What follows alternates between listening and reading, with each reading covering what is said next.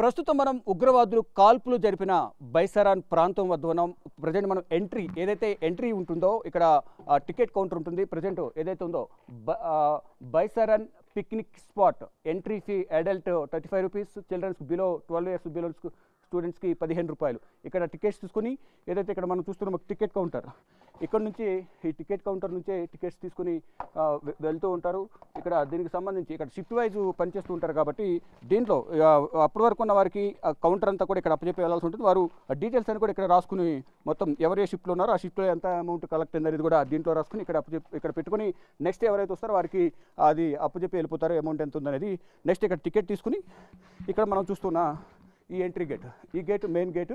ఇక్కడ అప్పుడు కాల్పులు జరిగిన నేపథ్యంలో దీనికి తాళం వేస్తారు. లోపలికి కూడా ఎవరిని వెళ్ళనివ్వని పరిస్థితి కనిపిస్తుంది. ప్రజెంట్ పర్యాటకులు కూడా ఈ కాల్పులు జరిగిన నేపథ్యంలో భయాందోళన నేపథ్యంలో అందరూ కూడా ఎవరు పర్యాటకులు కూడా రాని పరిస్థితి కనిపిస్తుంది. ఇక పక్కనున్న ఒక చిన్న దారి ద్వారా లోపలికి వెళ్ళి బిగ్ టీవీ ప్రేక్షకులకు ఈ మొత్తం అసలు ఎలా ఉంది సిచ్యువేషన్ అనేది చూపించే ప్రయత్నం అయితే చేస్తాము. ఇక ప్రజెంట్ చూస్తుంటే అంతా చిందరవందర, అంతా ఎక్కడైతే కనిపిస్తుందో ఇదంతా చిందరవందరగా కనిపిస్తుంది. కాల్పులు జరిపిన సందర్భంలో ఇక్కడంతా కూడా వారి ప్రాణాలు కాపాడుకునే ప్రయత్నంలో భాగంగా అందరూ కూడా ఇక్కడ నుంచి పరారైన పరుగులు పెట్టిన పరిస్థితి కనిపిస్తుంది. ఇక్కడ చూస్తున్నాం ఏదైతే ఇక్కడ ఫొటోస్, ఏదైతే ఇక్కడ స్పాట్కి వచ్చిన వాళ్ళు ఇక్కడ ఫొటోస్ తీసుకుని ఇక్కడ ఫోటో స్టూడియో లాగా ఉంది ఇది ఫొటోస్, ఇక్కడ ఫొటోస్ తీసుకుంటారు. ఇక్కడ ఫొటోస్ తీసుకుని వాళ్ళు జస్ట్ వచ్చిన వారికి చూపించేందుకు కొంతమంది నమూనా ఫోటోలు ఇక్కడ ఫోటోగ్రాఫర్స్ చూపించారు. ఇక్కడ నుంచి ఇక్కడ షాప్స్, ఇవన్నీ కూడా షాప్స్. ఇక్కడ ఫుడ్కి సంబంధించి క్యాంటీన్ ఉంది. ఇక్కడ ఏదో చూస్తున్నాం ఫుడ్ ఐటమ్స్ అంతా కూడా ఇక్కడ దొరుకుతాయి. ఇక్కడ ఈ స్పాట్కి వచ్చిన వారు ఫుడ్ ఎవరికి కూడా ఎటువంటి ఇబ్బంది లేకుండా ఇక్కడ క్యాంటీన్స్ కూడా ఇక్కడ ఏర్పాటు చేశారు.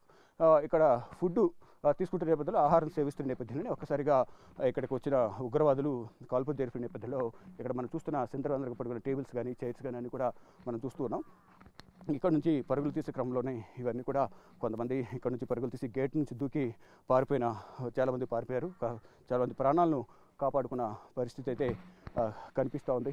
ఇక ఇక్కడ చూసుకుంటే ప్రధానంగా నిన్న మనం శ్రీనగర్లో ఒక పర్యాటక జంటను కూడా కలిసాము. నిన్న ఢిల్లీ వచ్చిన సందర్భంలో ఎయిర్పోర్ట్లో వారిని ఏదైతే మనం చూస్తున్నామో ఈ మ్యాగీయే వారి ప్రాణాలను కాపాడిందని ప్రధానంగా చెప్పుకోవాలి. అంటే వారు మ్యాగీ తినడానికి ఇక్కడ మేము ఆగాము. మ్యాగీ అంటే ఇక్కడ నుంచి వేరొక పార్కింగ్ స్పాట్ కూడా ఉంటుంది, అక్కడ మ్యాగీ తినడానికి ఆగాము. ఈ నేపథ్యంలోనే ఆ మ్యాగీ తినకుండా వెళ్తే కనుక మేము కూడా కాల్పుల్లో చనిపోయి ఉండేవాళ్ళం అనేది కూడా ప్రధానంగా వారు చెప్తూ ఉన్నారు. ఇక మొత్తం ఇదంతా కూడా ఇక్కడ ఫుడ్ కోర్ట్ అనమాట. ఇదంతా ఫుడ్ కోర్టు.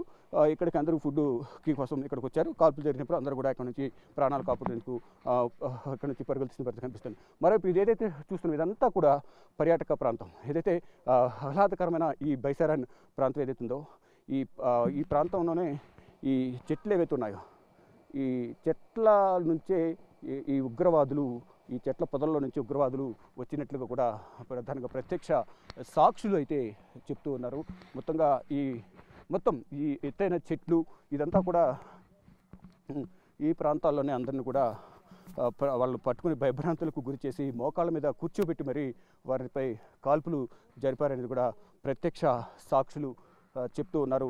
మొత్తం ఈ ప్రాంతం అంతా కూడా చిన్నపిల్లలు వస్తారు కాబట్టి వారి కోసం అక్కడ పిల్లలు ఆడుకోవడానికి సపరేట్గా ఈ పార్క్ టైప్లో ఇక్కడ ఆడుకోవడానికి సపరేట్గా ఒకటి ఏర్పాటు చేశారు, గేమ్కి సంబంధించి ఏర్పాటు చేశారు. మరోవైపు ఇక్కడ అన్ని ప్రాంతాల్లో కూడా ఇక్కడ అంతా కూడా ఈ ప్రాంతం అంతా కూడా చూసిన కనుచూపు మేరలో చూడడానికి ఎంతో ఆహ్లాదకరంగా ఉన్న నేపథ్యంలో ఈ ప్రాంతాన్ని పర్యటించేందుకు పర్యాటకులు ఎక్కువగా వస్తూ ఉంటారు. ఈ నేపథ్యంలో అదును చూసి ముందుగానే పక్కా ప్రణాళిక ప్రకారం ముందుగానే రెక్కి నిర్వహించి ఇక్కడ దాడికి పాల్పడినట్టుగా కూడా తెలుస్తోంది. మొత్తం ఏదైతే ఈ ప్రాంతం ఏదైతే ఉందో మొత్తం అంతా కూడా ముందుగా రెక్కి నిర్వహించి సైనిక దుస్తుల్లో వారు వచ్చి కాల్పులు జరిపారనేది కూడా ప్రధానంగా చెప్తూ ఉన్నారు. ఇక్కడ కొన్ని ఆనవాళ్ళు కూడా మనకు కనిపిస్తూ ఉన్నాయి. మొత్తంగా ఇక్కడ మొత్తం ఈ పర్యాటక ప్రాంతానికి సంబంధించి వారు వినియోగించిన కొన్ని ఆయుధాలు కూడా ఏదైతే ఉన్నాయో వాటికి సంబంధించి కూడా కొన్ని ఈ బుల్లెట్స్ సంబంధించి కూడా కొన్ని వారు వాడినట్టుగా కూడా తెలుస్తుంది. ఈ కొన్ని ఇవంతా కూడా మారణాయుధాలకు సంబంధించిన కొన్ని ఆనవాళ్ళు కూడా ఇక్కడ కనిపిస్తూ ఉన్నాయి. మొత్తం ఇలా ప్రతి ఒక్క ప్రాంతంలో కూడా ఇదంతా కూడా ఈ ప్రాంతం అంతా కలిగి తిరుగుతూ ఉన్న సమయంలోనే ఇదంతా కూడా ఉగ్రవాదులు కాల్పులు జరిపినట్లుగా కూడా మనకు తెలుస్తోంది. అందరూ ఎవరి పనిలో వారు కొంతమంది ఫోటోలు దిగడం, మరికొంతమంది కూర్చుని మాట్లాడుకోవడం, ఇదంతా జరుగుతున్న నేపథ్యంలోనే ఉగ్రవాదులు వచ్చి ఏదైతే మనం చూస్తున్నాం ఈ డౌన్ ఏరియాలోనే అందరినీ కూడా ఎవరినైతే కాల్చి చంపారో వారిని మోకాళ్ళ మీద కూర్చోబెట్టి వారిపై కాల్పులు జరిపినట్లుగా కూడా మనకు విజువల్స్లో కానీ అక్కడ ప్రధానంగా వారిపై కాల్పులు జరిపిన సందర్భంలో చూసిన ప్రత్యక్ష సాక్షులు చెప్తున్న దాని ప్రకారం కూడా మనకి అర్థమవుతుంది. ఈ ఎత్తైన చెట్లు ఏవైతున్నాయి ఆ చెట్ల మధ్యలో నుంచి మొత్తం ఉగ్రవాదులు వచ్చినట్లుగా కూడా తెలుస్తూ ఉంది. అయితే ఈ ప్రాంతం అంతా కూడా ఎక్కడ చూసిన కనుచూపు మేరలో కొండలు, చెట్లు ఇవన్నీ కూడా కనిపిస్తున్నాయి. ఇటువంటి ప్రాంతాలు ఇటు జమ్మూ కాశ్మీర్లో కానీ శ్రీనగర్లో కానీ చాలా ఉన్నాయి. వీటన్నింటినీ సందర్శించేందుకు దేశ విదేశాల నుంచి కూడా ప్రజలందరూ కూడా భారీగా వస్తూ ఉంటారు. ఇక ఆ కాల్పులు జరిగిన సమయంలో కూడా దాదాపు 3 నుంచి 4 వేల మంది ఇక్కడికి పర్యాటకులు వచ్చినట్లుగా కూడా తెలుస్తోంది. అయితే ఇక్కడికి వచ్చిన పర్యాటకులకు సంబంధించి కొన్ని ఈ పరుగులు తీస్తున్న క్రమంలో ఎవరైతే కొంతమంది ఈ చలికి తట్టుకోలేక హ్యాండ్స్ గ్లౌస్ కూడా వినియోగించారు. చలి ఎక్కువగా ఉంటుంది కాబట్టి ఉదయం సమయంలో కానీ సాయంత్రం సమయంలో తలగాలు ఎక్కువ ఉంటాయి. అంటే కొండ ప్రాంతం, ఇక్కడ నుంచి వాటర్ అనేది ఎక్కువగా ఉంటూ ఉంటుంది, జలపాతాలు ఎక్కువగా ఉంటూ ఉంటాయి. దానివల్ల ఇక్కడ చలి ఎక్కువ ఉంటున్న నేపథ్యంలోనే ఇటువంటి సాక్స్లను కూడా, ఈ హ్యాండ్ గ్లౌస్ని కూడా వినియోగిస్తారు. వారు ప్రాణాలు కాపాడుకునే ప్రయత్నంలో భాగంగా ఈ హ్యాండ్ గ్లౌస్ని కూడా ఇక్కడ వదిలేసి పరారైన పరిస్థితి కనిపిస్తుంది. మరి ఎక్కడ చూసినా కనుచూపు మేరలు ఎక్కడ చూసినా అందరూ రిలాక్స్ మోడ్లో ఉన్న సందర్భంలో రిలాక్స్ మోడ్లో ఉన్నారు అందరూ కూడా. ఆ సమయంలో అక్కడైతే మనం టెంట్ చూస్తున్నామో చైర్స్ కూర్చోవడానికి, రిలాక్స్ అవ్వడానికి చైర్స్ ఉన్నాయి. ఆ చైర్స్ కూడా మీకు చూపించే ప్రయత్నం అయితే చేస్తాను. ఇక్కడ కూర్చుని వారందరూ కూడా ఇక్కడ అందరు కూడా ఇక్కడికి ఈ స్పాట్లో గ్యాదర్ అయ్యారు. గ్యాదర్ అయిన తర్వాత ఇక్కడికి కాల్పు జరిపేందుకు ఉగ్రవాదులు వచ్చిన నేపథ్యంలో ఇక్కడ ఉన్నవారు కూడా పరుగులు తీసిన, ప్రాణాలు కాపాడుకునే ప్రయత్నంలో పరుగులు తీసిన పరిస్థితి అయితే. ఇది ఒక టెంట్, ఇది టెంట్ ఏదో చూస్తున్నామో టెంట్, ఇది ఏదో పిల్లల గేమ్స్ సంబంధించిన టెంట్ లాగా ఇది కనిపిస్తూ ఉంది. ఇక్కడ ఈ టెంట్ కూడా మొత్తం ఈ కిందకి పడిపోయిన పరిస్థితి అయితే కనిపిస్తూ ఉంది మొత్తంగా. అంటే ఇది చిల్డ్రన్ గేమ్స్కి సంబంధించిన టెంట్ ఇది. ఈ టెంట్ కూడా వారు ప్రాణాలు కాపాడుకునే క్రమంలో ఇక్కడ నుంచి పరుగులు తీసిన పరిస్థితి కనిపిస్తుంది. కొన్ని ఇక్కడ రక్త నమూనాలు కూడా ఇక్కడ మనకి కనిపిస్తున్నాయి. ఈ కాల్పులు జరిపిన తర్వాత ఇక్కడికి సంబంధించిన రక్తపు మరకలు కూడా ఇక్కడికి మనకి ప్రధానంగా పరిస్థితి కనిపిస్తుంది. ఏదైతే మనం చూస్తున్నామో ఇదంతా కూడా రక్తం. ఇక్కడ కాల్పులు జరిగిన తర్వాత ఇక్కడ పడిపోయిన ఎవరైతే పర్యాటకులు ఉన్నారో వారికి సంబంధించిన రక్త నమూనా అంతా కూడా ఇక్కడికి మనకి కనిపిస్తూ ఉంది. ఈ టెంట్స్లోనే ఈ టెంట్స్ అంతా కూడా పడిపోయాయి. ఇక్కడ చూస్తూ ఉన్నాము. ఇదంతా కూడా ఇక్కడ దీనికి సంబంధించిన వారు షాల్స్, ఇక్కడ ఇది స్టాల్స్ కూడా ఇక్కడికి వచ్చిన వారికి షాల్స్ కొనుక్కునేందుకు కూడా ఇక్కడ స్టాల్స్ కూడా ఏర్పాటు చేశారు. షాల్స్ ఉన్నాయి ఇక్కడ మొత్తం. ఇక్కడ షాపులు కూడా, కొన్ని షాపులు కూడా విక్రయిస్తారు. ఆ షాపులు కూడా ప్రధానంగా ఇక్కడ షాల్స్ ఇవన్నీ కూడా కనిపిస్తున్నాయి. వీరందరికీ కూడా జీవనోపాధి కోల్పోయామనేది వారు చెప్తున్నారు. ఇది ఒక టిఫిన్ స్టాల్. ఇక్కడ కూడా ఇది ఒక టిఫిన్ స్టాల్ ఉంది. ఇది కూడా మొత్తం పడిపోయిన పరిస్థితి కనిపిస్తుంది. ఇది ఏదైతే ఉందో ఇది పైకి ఉంటుంది, ఇది పడిపోయిన పరిస్థితి కనిపిస్తుంది. దీనికి తాళం వేసేశారు. ఇది కూడా ఇది ఎవరైతే స్టాల్స్ ఏర్పాటు చేసుకున్నారో స్థానికులు, వారికి సంబంధించిన ప్రాంతం ఇదంతా కూడా వారు హోటల్స్ ఏర్పాటు చేసుకున్నారు. మరి ఈ ప్రాంతం అంతా కూడా ఎక్కడ చూసిన కనుసూపు మేరలు అంతా కూడా పచ్చిక బయలు, పచ్చదనం, చెట్లు, కొండలు ఈ ప్రాంతం అంతా ఉన్న నేపథ్యంలోనే పర్యాటకులు ఎక్కువగా ఇక్కడ రావడానికి మక్కువ చూపిస్తుంటారు. దానిలో భాగంగానే ఒక పక్కా ప్లాన్ ప్రకారం ది రెసిస్టెన్స్ ఫోర్స్ అనే సంస్థ, ఉగ్రవాద సంస్థ లష్కరే తోయిబాతో కలిసి చేతులు కలిపి ఈ నరభేదాన్ని సృష్టించింది. మొత్తం ఇది ఏదైతే మనం చూస్తూ ఉన్నామో ఈ ప్రాంతం అంతా కూడా మొత్తం అంతా కూడా ప్రశాంత వాతావరణంలో పర్యాటకులు ఎంతో సంతోషంగా భార్యాపిల్లలు, భార్యాభర్తలు, నూతన దంపతులు అందరూ కూడా ఎంతోమంది ఇక్కడికి పర్యాటక రంగానికి, ఈ ప్రదేశానికి చూసేందుకు వేల సంఖ్యలో ఇక్కడికి వస్తూ ఉంటారు. కానీ ఆ రోజు మాత్రం ఎవరు కూడా ఊహించి ఉండరు. అంటే అన్ని ప్రాంతాలను తిరిగి ఇక్కడి నుంచి మళ్ళీ మరికొన్ని ప్రాంతాలను తిరిగేందుకు కూడా వారందరూ కూడా ప్లాన్ చేసుకున్నారు. ఇక్కడ నుంచి పుల్వామా నుంచి అమృత్సర్ టెంపుల్, వాఘా బోర్డర్, అటారీ సరిహద్దు ఏదైతే ఉన్నాయో ఇవన్నీ కూడా తిరిగి మొత్తం కూడా వెళ్ళాలి అని ఎంతో సంతోషంతో ఎంతో ఆనందంగా ప్రశాంత వాతావరణంలో సరదాగా గడుపుతున్న సమయంలో ఉన్నట్టుండి ఏ మూల నుంచి వచ్చారో తెలియదు కానీ ఉగ్రవాదులు వారి జీవితాలను చెదిమేసిన పరిస్థితి కనిపిస్తోంది. 10 నిమిషాల్లోనే నరమేధం సృష్టించి 26 మంది ప్రాణాలను ఉగ్రవాదులు బలిగొన్నారు. దీనికి ప్రతీకారంగా భారత్ కూడా ప్రతీకారం తీర్చుకుంటుంది, ఎవరిని వదిలిపెట్టేది లేదు అంటూ కూడా ప్రధాని నరేంద్ర మోడీ తెలియజేశారు. ఉగ్రదాడి చేసిన వారిని, ఉగ్రదాడిని ప్రోత్సహించిన ప్రాంతాన్ని కూడా ఊడ్చి పారేస్తామంటూ కూడా ప్రధాని నరేంద్ర మోడీ ఇప్పటికే సంకేతాలు పంపించారు. ఇక ఈ ఉగ్రదాడి జరిగిన ప్రాంతానికి సంబంధించి ఎవరైతే సహకరించారో ఆ సహకరించిన వారికి సంబంధించి ఇప్పటికీ సెర్చ్ ఆపరేషన్ అది కొనసాగుతోంది. ఏదైతే ఈ ప్రాంతం చూస్తూ ఉన్నామో ఇక్కడికి ఈ ప్రాంతం ఇక్కడ విహారయాత్రకు ఇక్కడికి వచ్చిన తర్వాత పిల్లల కోసం చిన్నపిల్లలు ఎవరైతే చిన్నపిల్లలు కానీ పెద్దవాళ్ళు కానీ దీనికి సంబంధించి ఇక్కడ గేమ్స్ కూడా ఏర్పాటు చేశారు. ఈ గేమ్స్ ఇది పెట్టుకొని ఇక్కడ నుంచి ప్రధానంగా ఇదైతుందో ఇదంతా కూడా హైట్ జంప్ చేయడానికి కూడా ఇక్కడ గేమ్స్ను కూడా ఏర్పాటు చేశారు.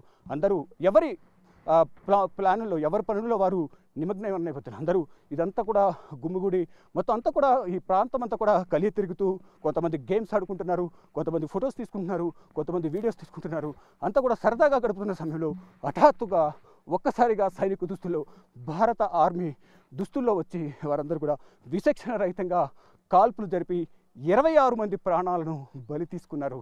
దాంట్లో భారతదేశానికి సంబంధించిన 25 మంది ఉన్నారు, నేపాల్కి సంబంధించిన ఒక వ్యక్తి ఉన్నారు. దీనిలో ఏదైతే ఈ ట్రెక్కింగ్ ఏరియా కాబట్టి అందరూ గుర్రాల మీద ఎక్కువ వస్తుంటారు.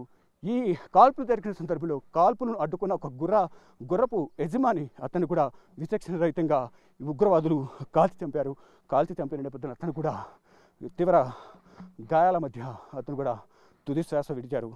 ఇక ఈ ప్రాంతం అంతా కూడా ఆ 10 నిమిషాలు నరమేధం సృష్టించిన పరిస్థితి అయితే కనిపిస్తోంది.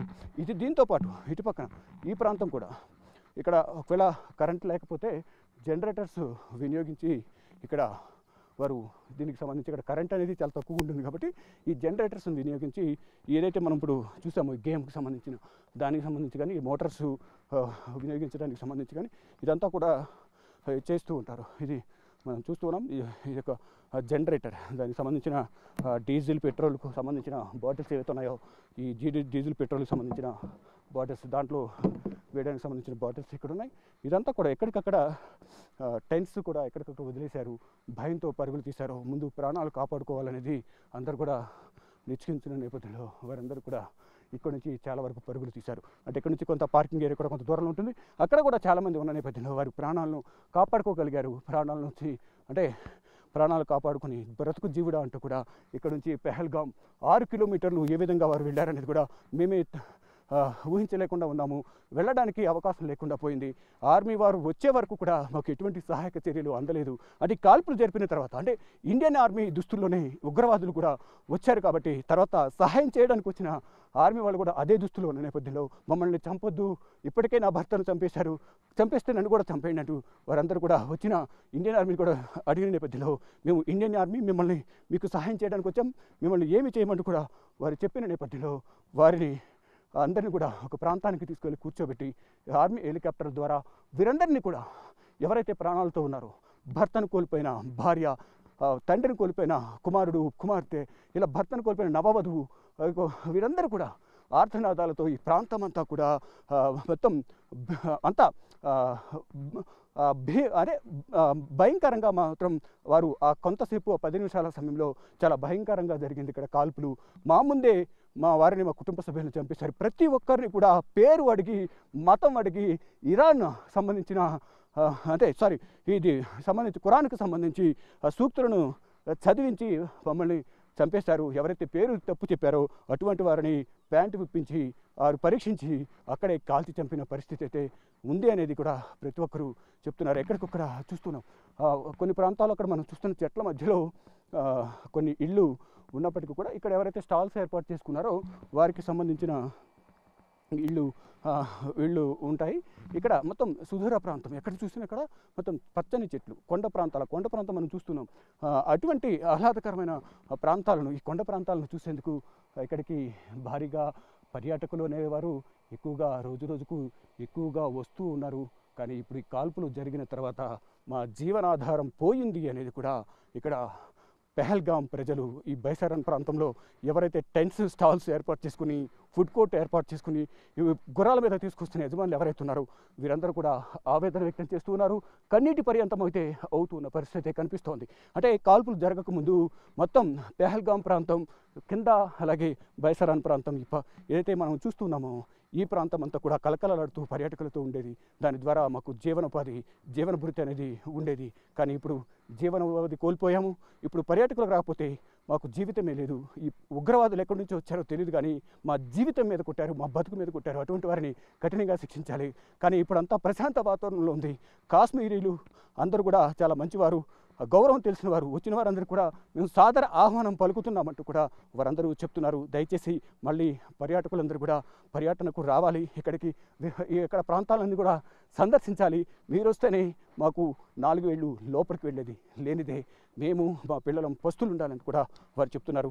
ప్రభుత్వం కూడా సహాయక చర్యలు అందించాలి మాకు, ఇక ఇటువంటి ఘటనలు జరగకుండా చూడాలంటూ కూడా ఇక్కడున్న ప్రజలు కూడా చెప్తున్నారు.